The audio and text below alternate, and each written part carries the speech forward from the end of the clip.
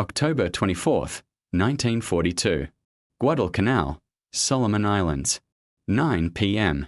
Gunnery Sergeant John Basilone checked his 2.30 caliber water-cooled Browning M 1917 machine guns for the last time, confirmed the ammunition supply, and looked out from his position on the Lunga perimeter into the darkness of the Guadalcanal jungle. His section was responsible for a portion of the perimeter around Henderson Field. The airstrip that both sides understood was the reason for the entire Guadalcanal campaign. The Japanese air power that flew from Henderson Field was the instrument that was slowly, painfully, turning the tide of the Pacific War in America's favor. The Japanese needed to take that airstrip back.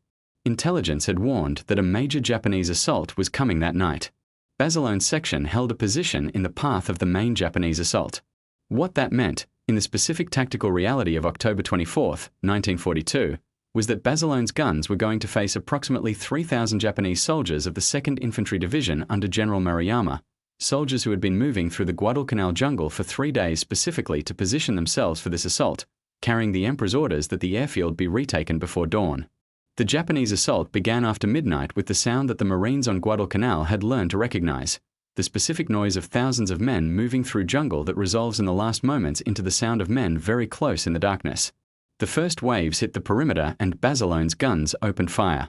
What followed over the next several hours was one of the most extraordinary individual performances in the history of the United States Marine Corps, and the Marine Corps has had more than 200 years of extraordinary individual performances to compare it to. The Japanese came in waves. The machine guns fired. The Japanese took casualties that should have stopped the advance and continued advancing because the orders they had been given specified that the airfield had to be taken, and the soldiers of the Imperial Japanese Army executed their orders. The ammunition that Basilone had prepared was expended. In the darkness, under fire, with Japanese soldiers within meters of his position, he made trips that the men who survived and wrote about what they saw described as impossible, running through ground that was under fire with additional ammunition belts, feeding the guns that were the only thing preventing the Japanese from reaching Henderson Field. One gun malfunctioned. Basilone repaired it under fire, burning his hands on the barrel that had been firing continuously long enough to reach the temperatures that continuous firing produces. He held the position through the night. By dawn, approximately 800 Japanese soldiers were dead in front of Basilone's guns. The 2nd Infantry Division's assault on Henderson Field had failed. Basilone received the Medal of Honor, the first enlisted Marine to receive it in the Second World War. The citation described what he had done in the specific language of official military commendations, language that was precise and complete and still somehow insufficient to convey what it actually looked and felt like to hold that position through that night. He was 25 years old. John Basilone was born in Buffalo, New York, on November 4, 1916, the 6th of 10 children of Salvatore and Dora Basilone, Italian immigrants who had come to the United States and had settled eventually in Raritan, New Jersey, where John grew up in the specific combination of close family culture and working-class community that Italian-American New Jersey in the 1920s and 1930s produced. He quit school at 15 and worked at various jobs that reflected the economic realities of the Depression for a family of 12 in a small New Jersey town. He enlisted in the Army in 1934 at 18, served a 3-year enlistment that included time in the Philippines, was discharged in 1937, worked as a plumber's helper in Raritan, and in June 1940, 14 months before Pearl Harbor, enlisted in the Marine Corps because he wanted to go back to the Philippines and had been told the Marines were the service that would get him there.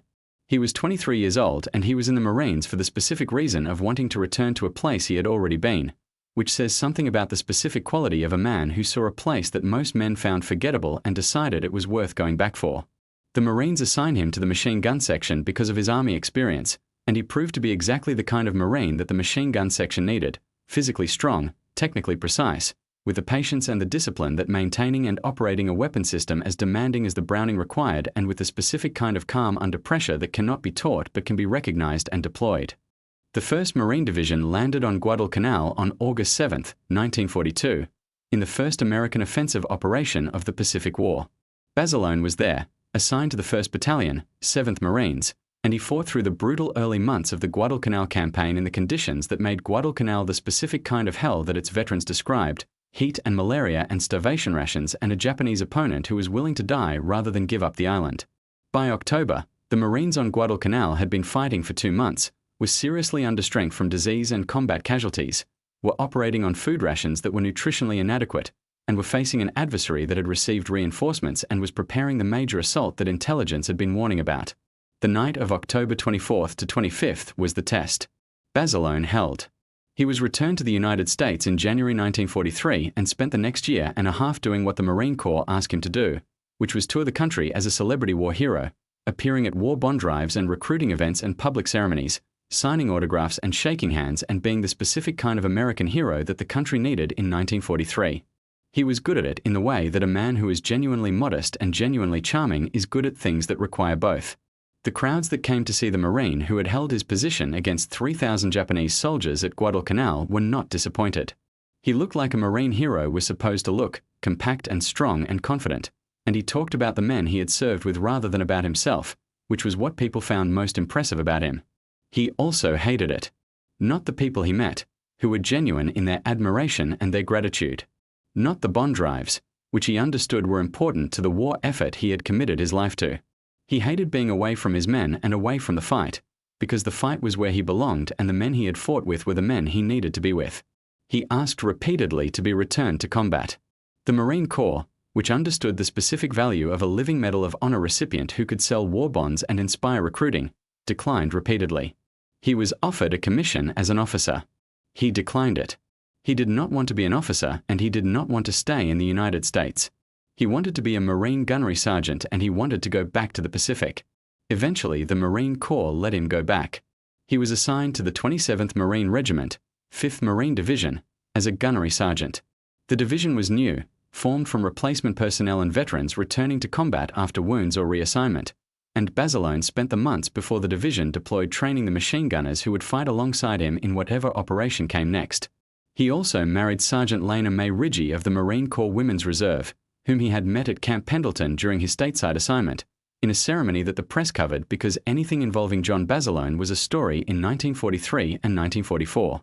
He shipped out with the 5th Marine Division in late 1944 for the objective that would be revealed to the men when they were at sea, Iwo Jima. February 19, 1945. Iwo Jima.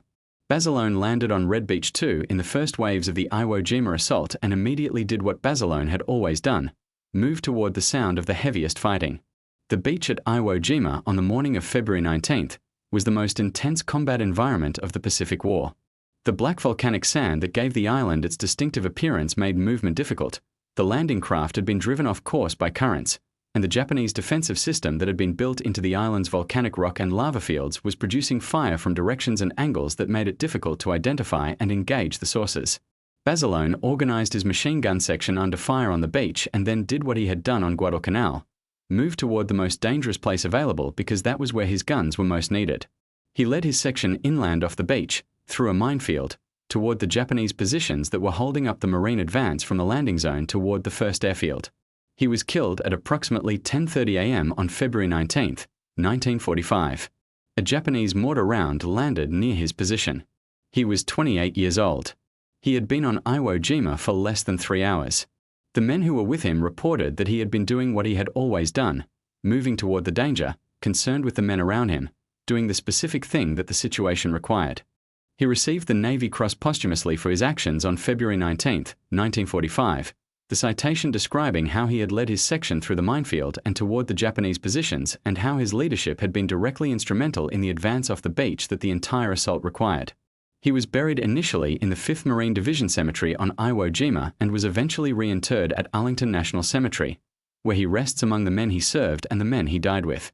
His wife Lena, who had married him in 1944 and had been a widow for less than a year, returned to civilian life after the war and lived until 1999, 54 years after her husband died on a black sand beach in the Pacific. John Basilone is remembered in his home of Raritan, New Jersey, where a street is named for him and where a parade in his honor has been held every year since 1949. He is remembered in the Marine Corps as the embodiment of what a Marine Gunnery Sergeant is supposed to be: technically proficient, personally courageous, completely committed to the men he serves with, and unwilling to be anywhere except where the fighting is hardest. He is remembered in the broader American memory, less vividly than some of the figures whose names appear in more dramatic contexts, because the specific things he did, hold a machine gun position through a night against 3,000 Japanese soldiers, lead a section through a minefield in the first hours of Iwo Jima, are the kinds of things that are hard to make into stories that the distance of 80 years can make comprehensible. What is comprehensible is this. He went back. When the Marine Corps finally let him go back to the fight, he went. Not because he had to, because the Marine Corps had offered him ways to stay safe that he could have accepted with honor. Because he was a Marine Gunnery Sergeant and the Marines he was responsible for were going to Iwo Jima and he was going with them. He was killed 3 hours after he landed. In 3 hours, he had already done what Basilone did. He had moved toward the danger. He had done the thing that the situation required. He had been where his men needed him to be.